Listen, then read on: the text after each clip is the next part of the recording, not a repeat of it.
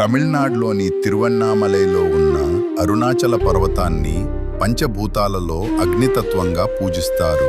అంటే భూమి, నీరు, గాలి, ఆకాశంలాగే ఇది అగ్నిస్వరూపమైన శివుడు. ఒక కథ ఉంది. బ్రహ్మ విష్ణువులు ఎవరు గొప్ప అని వాదించుకుంటుంటే శివుడు ఆకాశం నుంచి భూమి వరకు ఉన్న అగ్నిస్తంభంగా దర్శనమిచ్చాడట. ఆ అగ్నిస్తంభమే తర్వాత అరుణాచల పర్వతంగా మారింది అని విశ్వాసం. ఇక్కడ ఒక విశేషం ఏంటంటే ఈ కొండ చుట్టూ 14 కిలోమీటర్ల గిరివలయం చేస్తారు. అది సాధారణ నడక కాదు, అది మన అహంకారాన్ని తగ్గించే ప్రయాణం అంటారు. ఇంకో అద్భుతం తెలుసా? ఇక్కడ శ్రీరమణ మహర్షి జీవించారు. ఆయన ఒక్క మాట కూడా ఎక్కువగా మాట్లాడేవారు కాదు, కానీ ఆయన నిశ్శబ్దమే ఉపదేశంగా మారింది.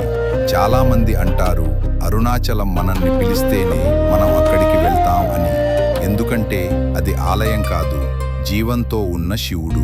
అందుకే అరుణాచలం అంటే ఒక దర్శనం కాదు, ఒక